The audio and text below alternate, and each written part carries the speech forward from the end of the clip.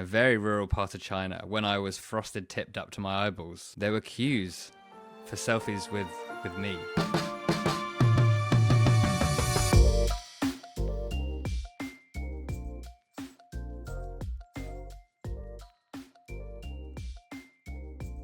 Welcome to the pod, Johnny Long. We missed you last week.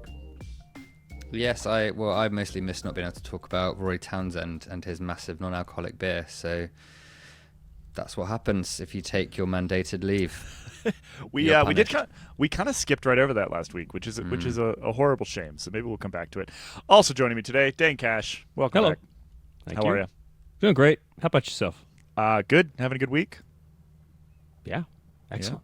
Yeah. Anything exciting happening? Well, it's been like 95 and sunny every day here. Yeah, it's hot. So, yeah, it's hot, but like I like being out in the sun and hot because, 6 months from now, I'm going to be complaining about how cold it is. So I'm trying to get as much of this as I can. I'm ready for ski season. Let's get to some cycling adjacent chat. Do we start with this jersey, Johnny? I think we should start with this jersey that Tadej Pogačar has been wearing. Which, well, you explain it. What are we looking at here? I think we have to get to this first because it's probably the story of the week. We're waiting for the Vuelta. Meanwhile, Tadej Pogačar has been out and about at the Women's Tour de Romandie, training with his partner Urška Ziga, who came second in the race, lost to Elise Chabet on the final stage, I believe, and slipped by 7 seconds. But Pogačar obviously there, maybe not wanting to distract from the women's peloton, so took off his UAE Team Emirates jersey, which I think he's maybe one of the only riders in the peloton who can decide to just be like, I'm going to wear what I want, even if you pay me to wear this, and I have to kind of wear this during training, during races.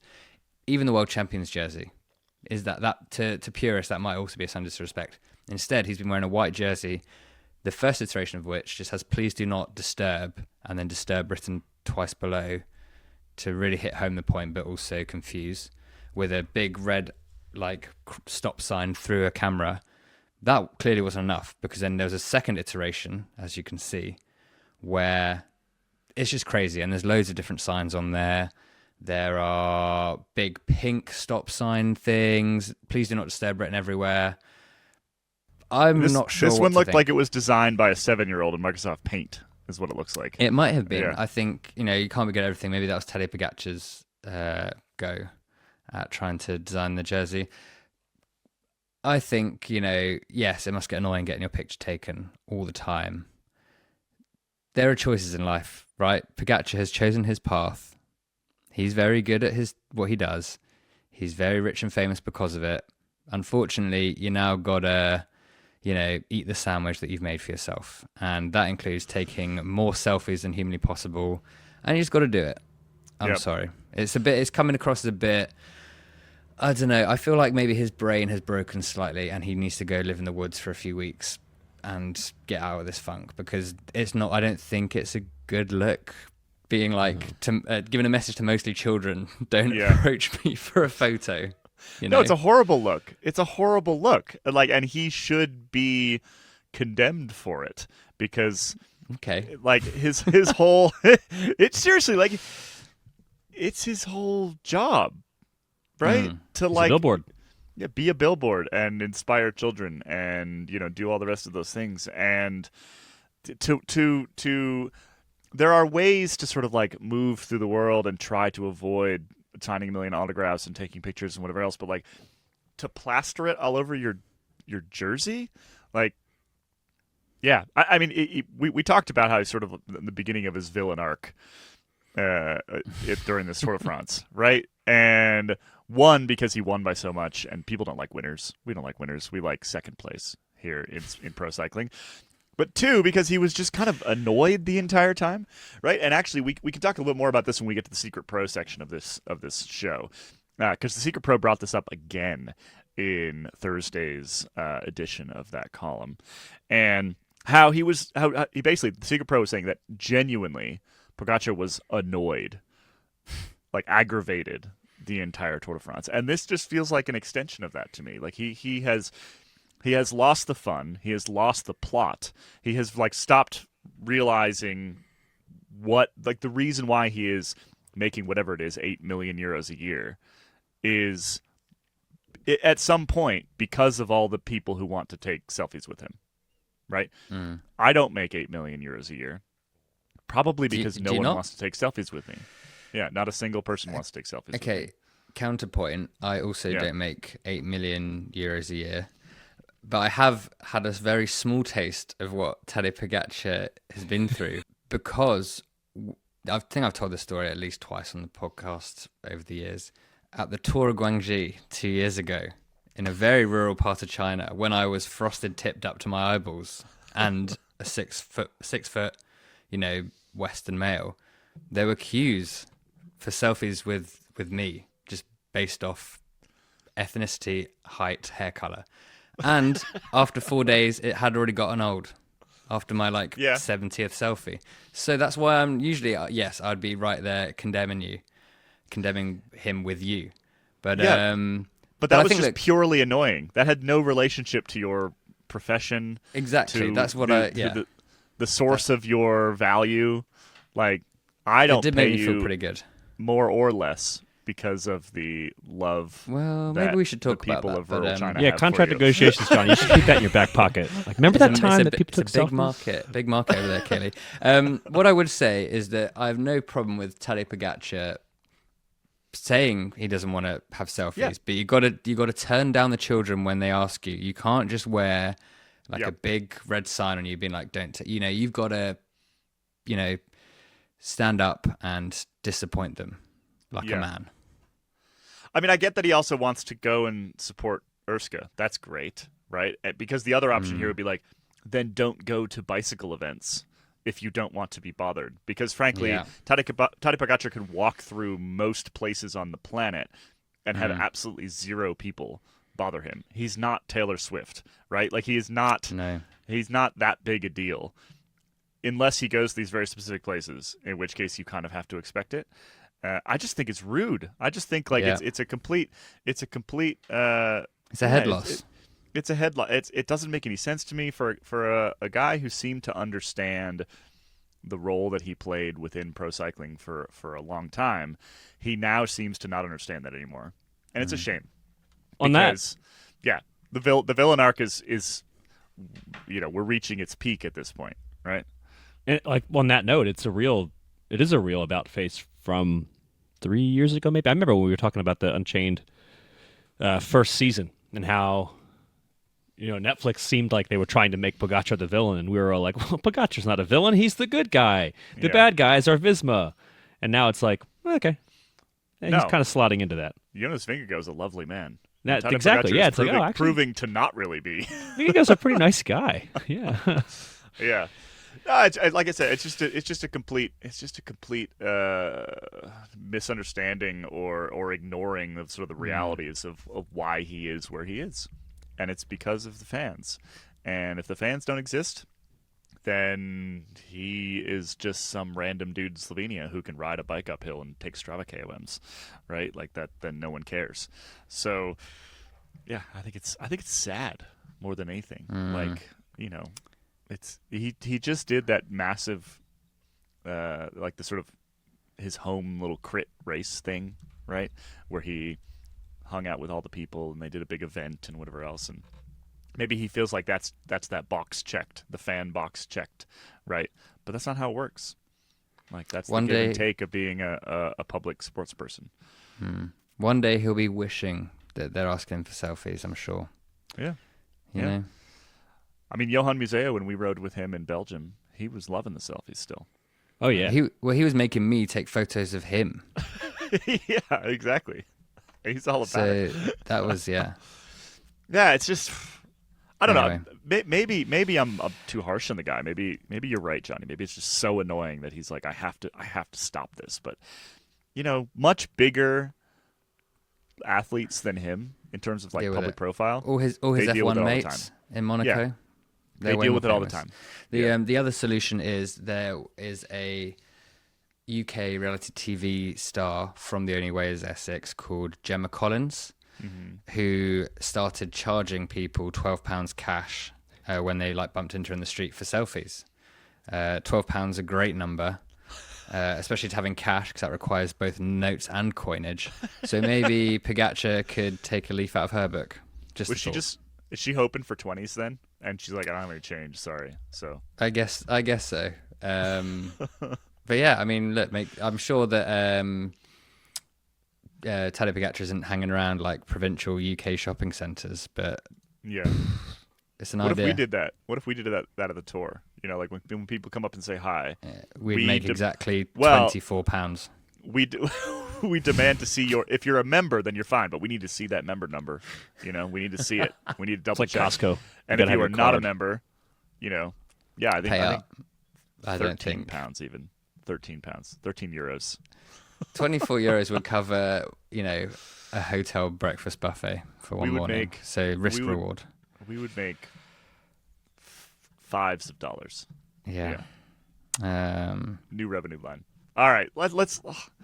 This bums me out.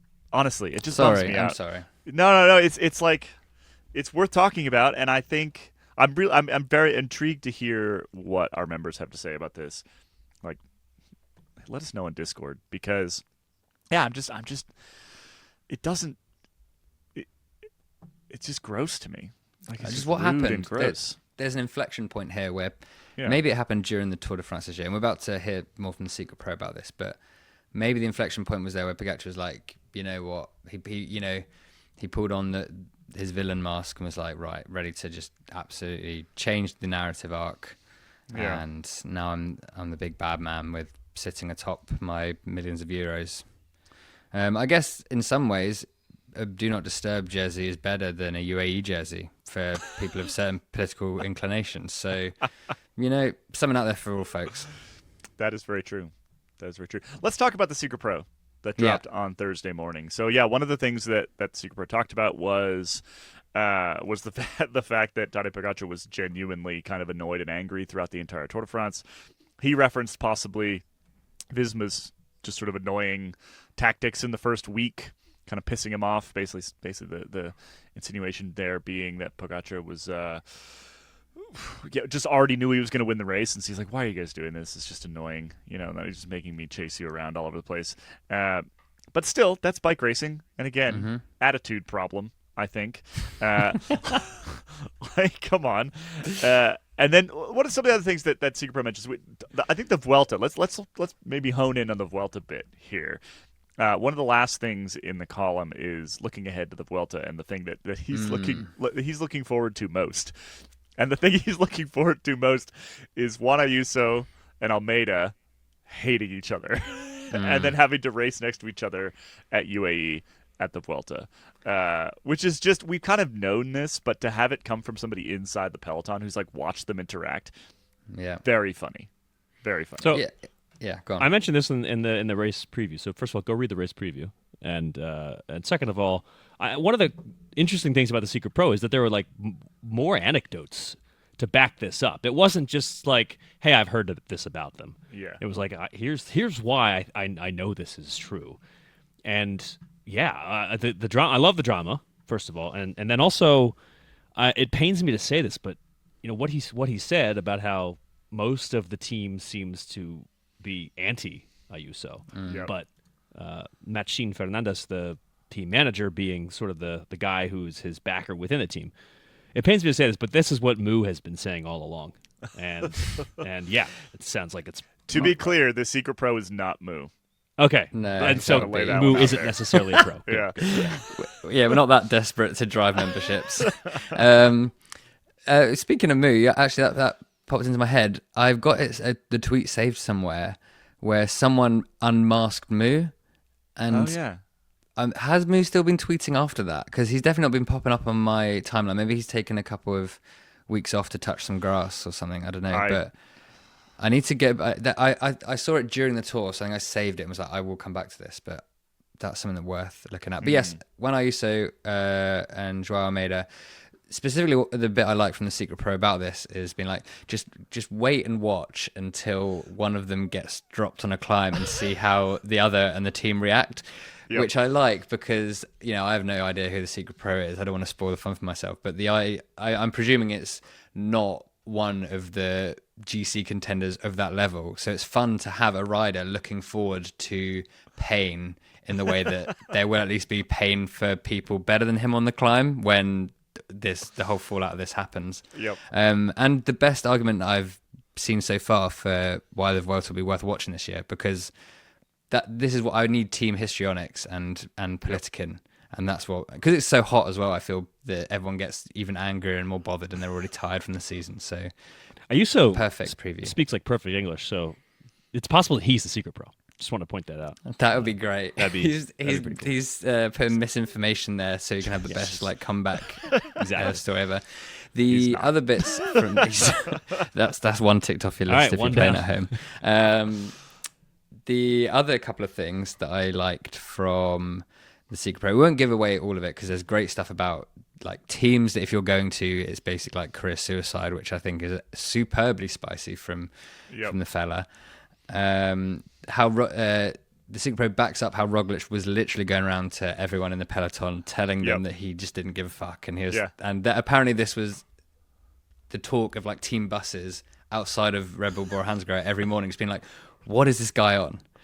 Like literally everyone apart from Roglic, maybe even Roglic himself, was just so confused by his behavior. I like how the Secret Pro tells a little story about riding up to Roglic on the day that he wore the no-show socks and being like, hey, like, why? And Roglic being like, because I don't care. It's just nuts. Good. It's just, there were so many, like Roglic and Pogačar just sort of, it's not mentally falling apart is the wrong word, just not caring anymore during this tour was Roglic, just great. Roglic is going in a fun direction where I like him more, and Pogačar is going in a not fun direction where I like him less, right? And like I know I don't want to come back to this too much, but like I know Pogačar's probably come to this realization. I've got a very long contract with a team that doesn't actually care about like traditional marketing metrics. Right, to the point where I can wear a different jersey and they don't even care. Right, as long as he wins the Tour de France, they don't care what else he does, and he doesn't have to play nice. Right, like if you ride for EF, you have to be interesting as a human being. Right.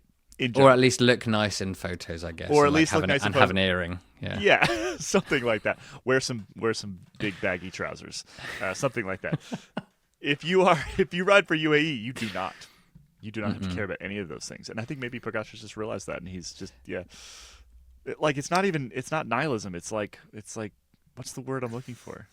We'll come back. It'll pop into my head 15 minutes from now. Not ennui. We used that the other day. I think that's not the exact one. Speaking of people who don't necessarily have to do what they're told, the final bit of the Secret Pro, I think we'll talk about Quinn Simmons, which is a fun little bit sprinkled in there. How apparently little Trek riders were just kind of shouting at Quinn Simmons for not doing his job because either he was trying to save himself for the breakaway days or he was too tired from his breakaway days so he couldn't do his actual, one of his jobs at the Tour. It's hard to know how accurate that is, because the Secret Pro is not on that team, and I need to stop narrowing this down for people now. Is what I need to do. But doesn't ride for Little Trek, and so like it's possible that Quinn was being told to just like your 100% focus is on breakaways, and that's all you got to do. And maybe his teammates are still like, dude, you still got to pull sometimes, right? Well, and then when he did, they won. Yeah, exactly. Yeah.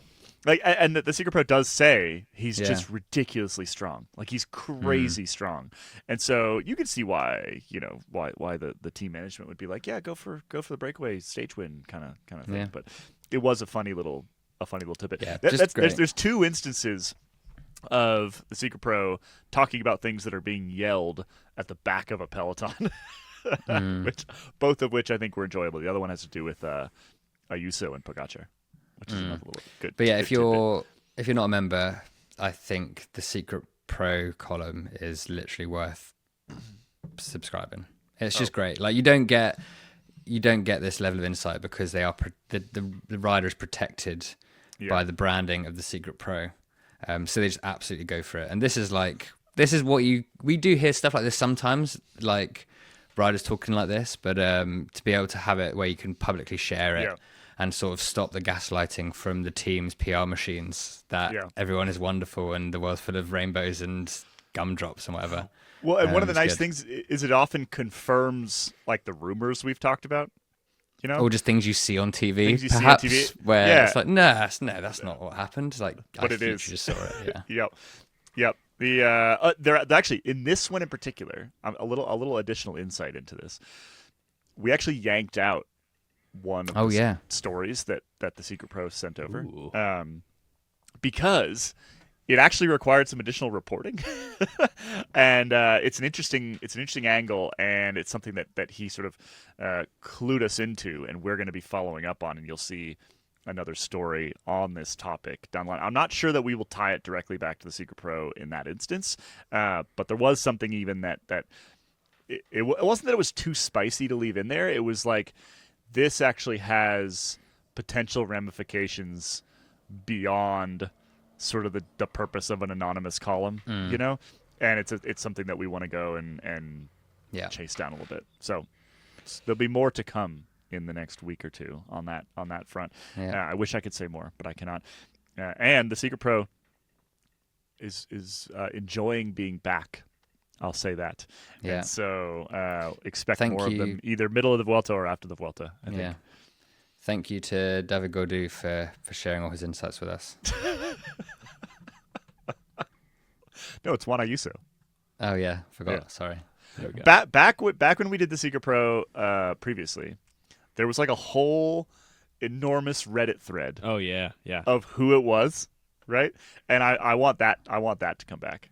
All the guessing, all like trying to figure out which races he was at and what he's talking about and all these little things, and it was just great. Good fun. It was great.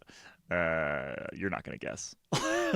I think the old ones I was told, like after we all left Cycling Tips, but I'm good at telling gossip and secrets to you because even now I can't remember. Like I could probably have a good guess of who it was, but it goes in one ear, one out the other. Yeah. And it doesn't actually make it more fun knowing. It actually makes it less fun. It is a different person now. Obviously that was a while ago. But yeah. Secret Pro still exists. All right, let's take a quick break. When we come back, let's talk a little Vuelta, which is starting this weekend, and I want to talk about Mess Pedersen's middle finger because that's fun. We'll be right back.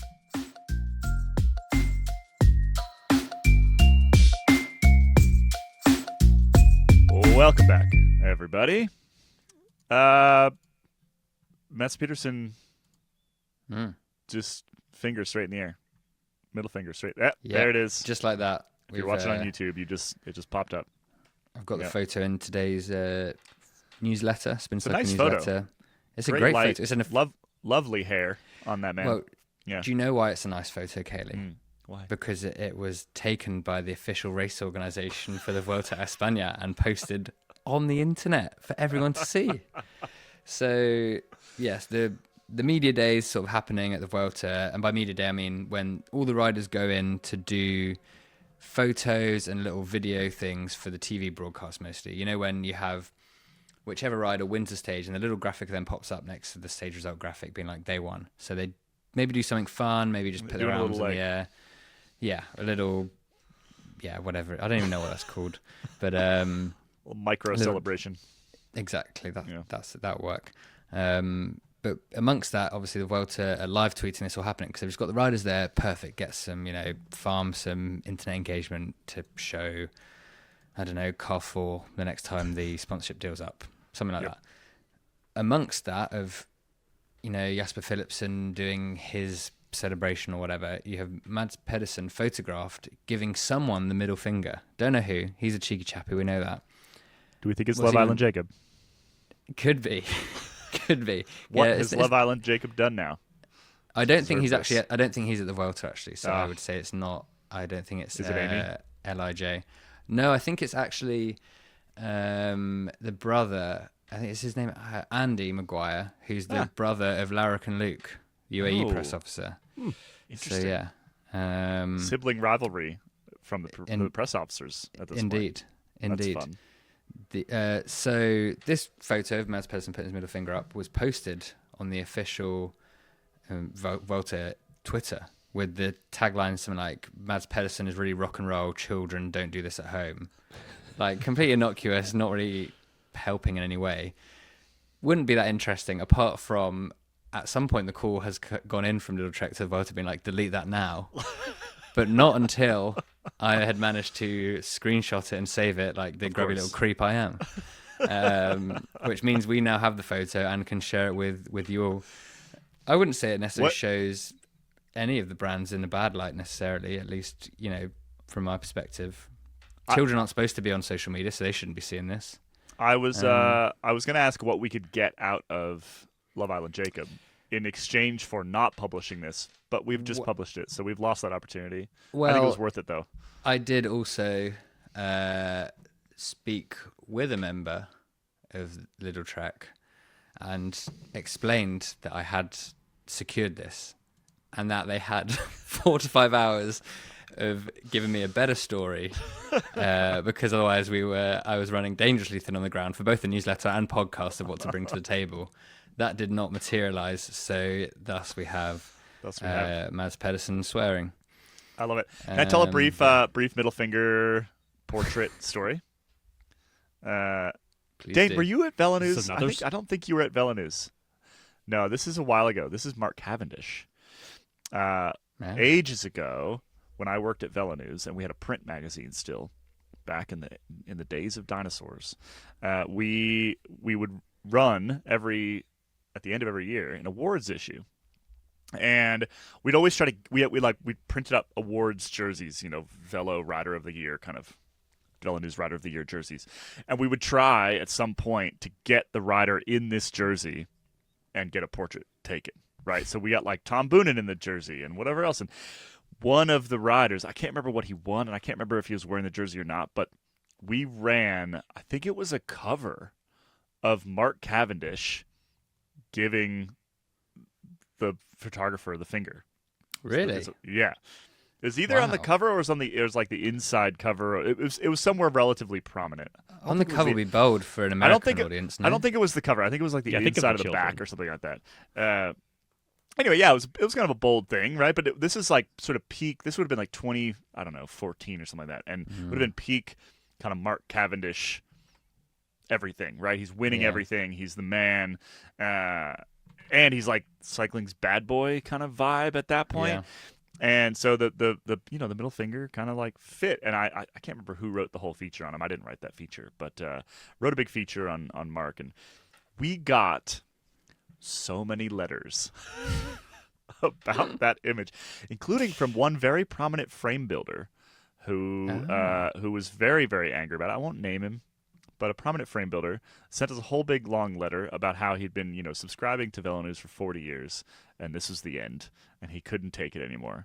And it was just so uncouth to stick the middle finger in the air and take a picture of it. I found it all a little bit silly. I take it very much like the Mads Pedersen one, like he's messing around, right? Yeah, come on, everyone. Like just chill out.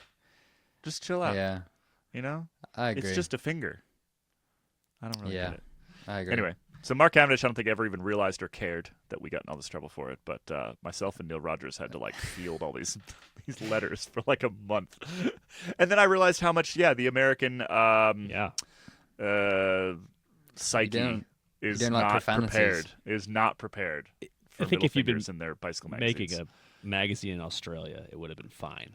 Yeah, we could use C word. No one would have cared. Yeah, they have They have at least 4 of each of them every edition, don't they? It's mandated. But yes, maybe that'll be our middle finger quota then for the year. We don't get many in cycling, I will say. No, you occasionally get them from rider to rider in the peloton. If you look closely, they're usually quite. Like I've seen, who was it a couple years ago who just lost a sprint and just turned to his left and was like, "Ha!" Yeah, I remember that photo. Who did that?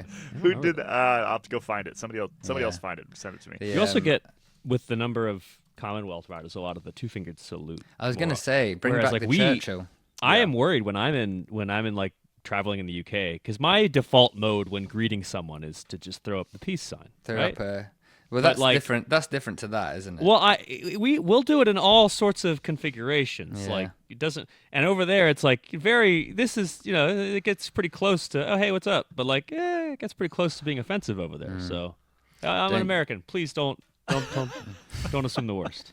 You can't do that one unless you're in Inglourious Bastards, and then you get found out. That's Yeah, true. good point. The shibboleth. Yeah. Should we move on to other Vuelta news bits here? Environmental activists. Well, thoughts? environmental activists wants to give the middle finger to the summit finish of stage 20 up the Bola del Mundo, because this is according to Spanish newspaper El País, where the stage finishes at up a mountain, and apparently it's on a protected nature reserve. So the locals are like, please do not bring your great big dirty bike race to our lovely nature reserve, which seems fair enough. It's just a shame that it's the final 4 kilometers of the second to last stage of the Grand Tour. Probably the hardest one. Surely someone could have thought about that. We talked a bit about this on Monday too, but it's also right near a giant wildfire right now. Bushfire, if you're an Aussie. There's a bunch of them up that part of the world, and there's a fair amount of time for them to go out between now and then. It's 3 weeks away, but there are other reasons that last week of the Vuelta may end up shifting, I would imagine.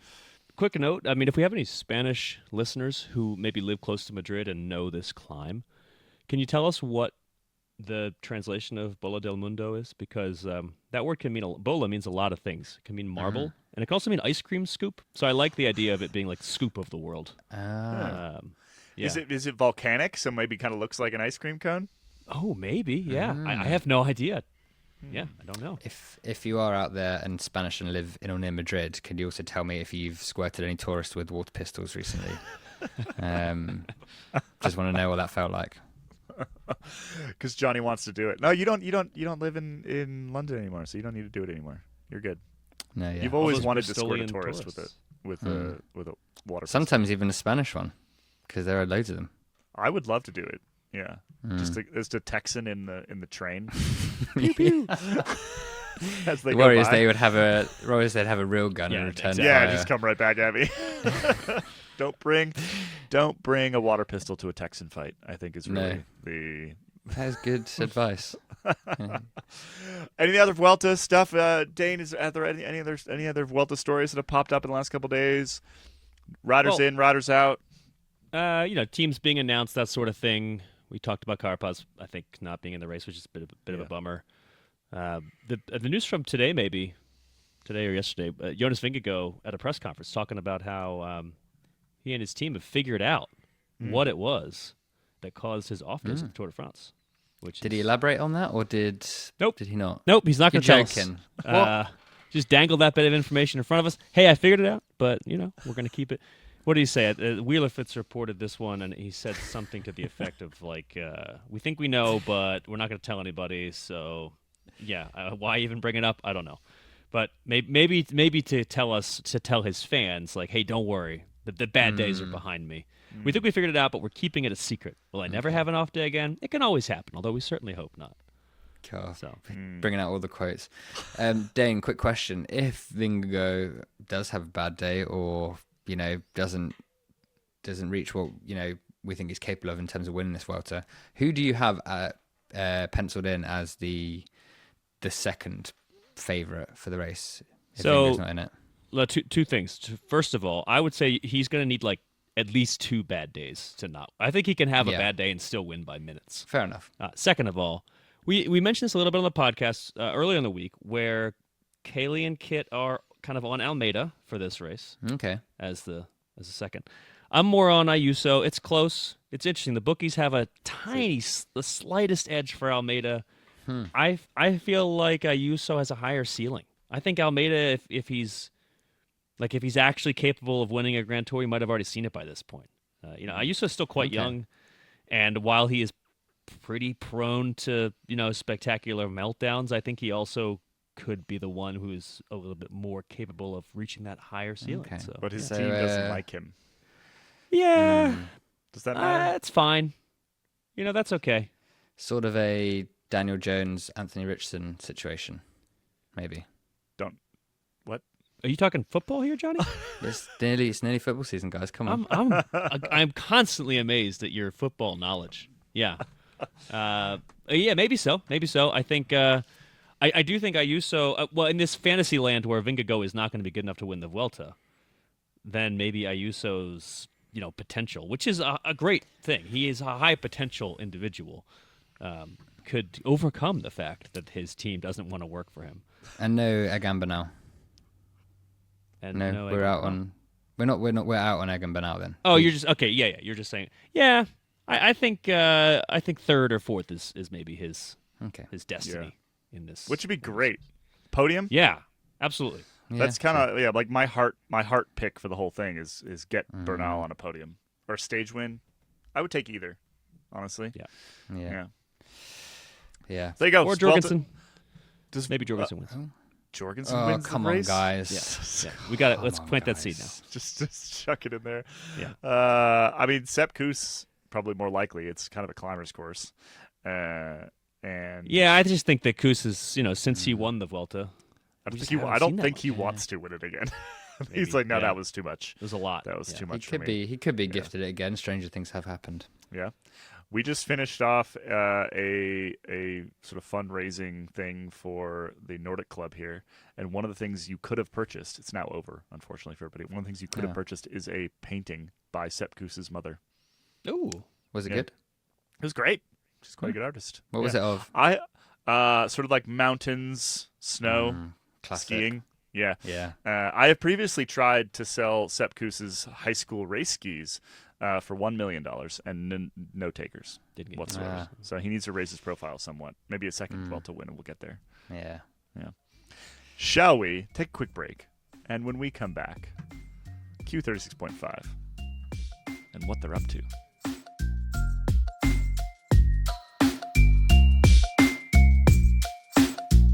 Welcome back, everybody. Welcome back, everybody.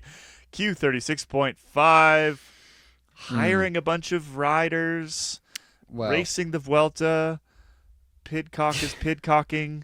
What else is going on over there? they've hired a bunch of riders who they will soon turn into research scientists, as denotes their kit, their jersey. They're all research scientists, Kaylee. Easy for someone else to say. They've signed a bunch of guys. Fred Wright, so no longer business like that. friendly, but yeah, fun. I like that a lot. They should pick up Jack Haig too. Jack's They out should of get contract. Jack Haig. They've picked up Chris Harper. They've picked up a bunch of guys.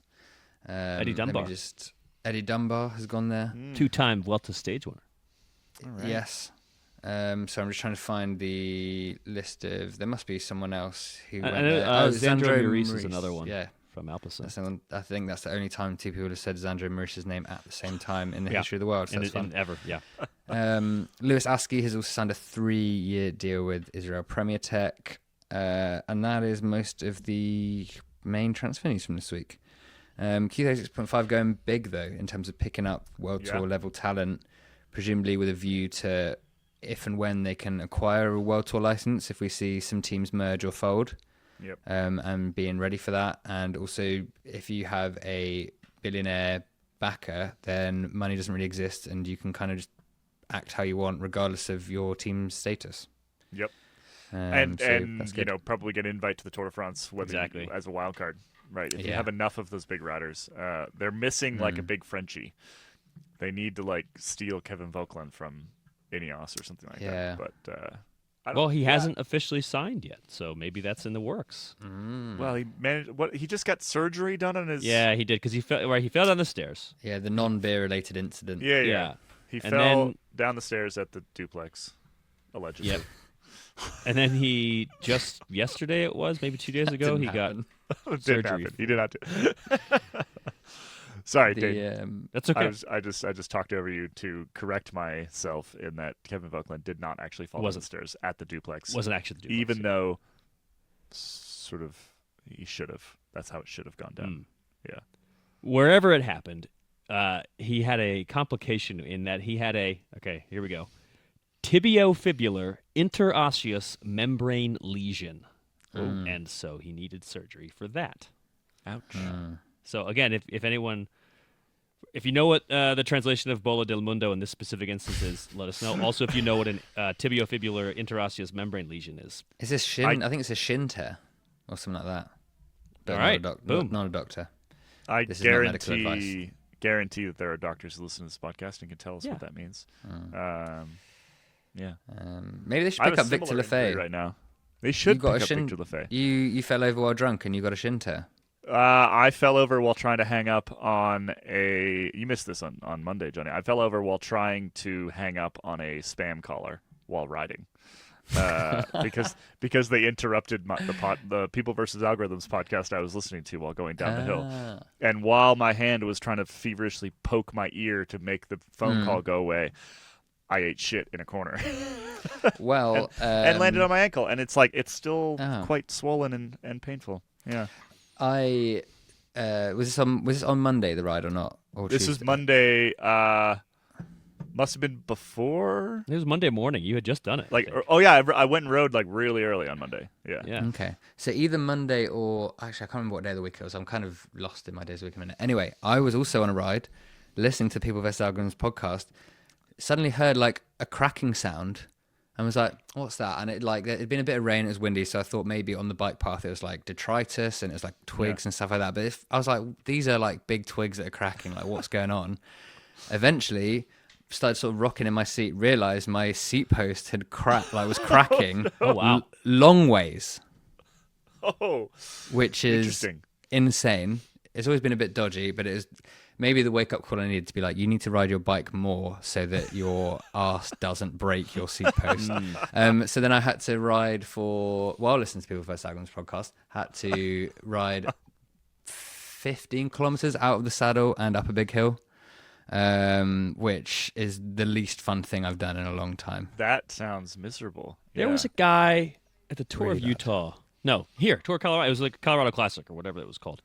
Must have been 6 or 7 years ago because this race doesn't exist anymore. Yeah.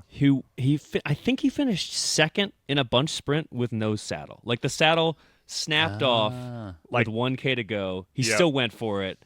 And then in the I photo, also you remember can, this. you can When did see this it. happen? Like you're like, wait, that just looks like a seat post going into his butt, and it's because he had no saddle. But yeah, I'm gonna see he my still search managed for to this finish while second. you're. I was just, I was really terrified that if I kept on, and like, because there were like traffic lights on the hill, so I had to kind of sit down a little bit to like clip back in or whatever, or when when you're setting off.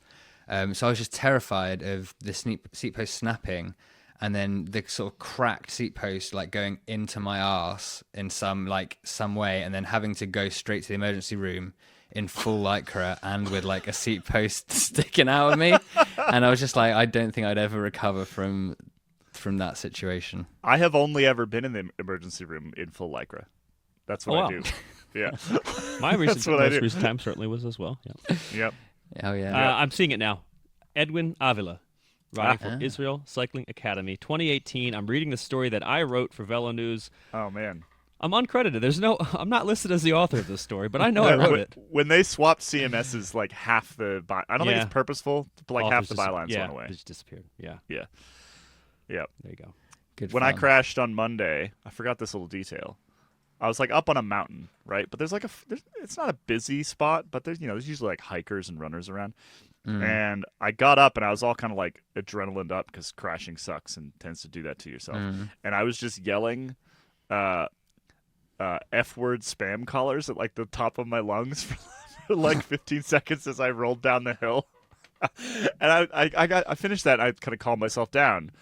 And I realized that would have been a very strange thing to come across as like it's usually like 70-year-old hikers up looking for birds up where I was riding to just to have a man in bright orange spandex flying by you swearing at spam callers. Question: are all Yeah. seat posts the same size, or do No. you have to get one that fits the bike? No, Ugh, gotta why get can't one. everything just be the bloody same size? Why? It's probably one of 3 sizes. Okay. Yeah. That somehow makes even less sense. Either have like a million sizes or one. It's probably why either a just 20. 3? It's almost certainly a 27.2, but it could be a 30.9 or a 31 point. 8. Of course. 6? I can't remember. Of course. Should have known that. Handlebars are points. Handlebars are 1 and seat posts are the other. And I feel like I've never had to think about seat posts, really. Like, that's just something that... Yeah. Was it a You don't carbon really- fiber seat post? Yeah? Doubt it. But if it's cracking, it probably was. It's a bike from 2012, I think. That's like before carbon, right? I don't fucking know. It doesn't make the sound. It's not it's not like a modern bike, but it's just been stuck for a really long time. So I think this is the final. Like you can't really move it. I managed to move it to the right spot, and then it's just stuck. So now I will have to unstick it. But anyway. I would take it to a bike shop.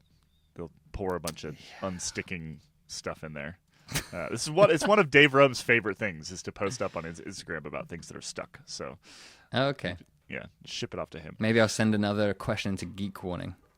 You should. Should Let's head save. after dark? We've already been Yes. kind of after darking here. Yeah, been we have after a little darking, bit. but- It's kind of what it's like for those who aren't signed up yet.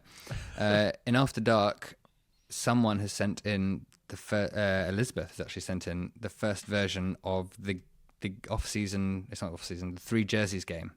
Oh, The Guess the Rider game. So we've got one of them to play. Someone else sent in a Visit Durango of the week, so we might watch that. sweet. It could be fun. And then there's another thing here, which I'm not sure is from last week. Who were we in high school? Is that another Oh, question? we talked about that last week. Oh, okay, But fine. you could inform the because we all did it. Yeah, we I don't did know it, what you were Dane did like. it. Kit did it. We don't know what Okay. Johnny was like in high school. Well, I went to secondary school for a start, not high school. So Don't worry, Anyway. Kit specified the same thing. Kit Oh, also good. specified. Yeah, excellent. brought it back. I'm glad. Brought it back. All right, let's head to After Dark. Of course, if you are a member and listening on the member feed, this podcast just keeps going. The episode just keeps going, and you get to keep listening for like another 10, 15 minutes. We go into the trust tree, into international waters where we can say what we really think. Maybe I'll tell you who the secret pro is. Nah, I won't. Maybe. Maybe. You never know. So head to escapecollective.com/join. Sign up now. Make sure you get all of our good stuff. Make sure you drop the paywall during the Vuelta. Make sure you get performance process and how the race is won and wheel talk and all the rest. If you are a member, stick around. We're headed to After Dark.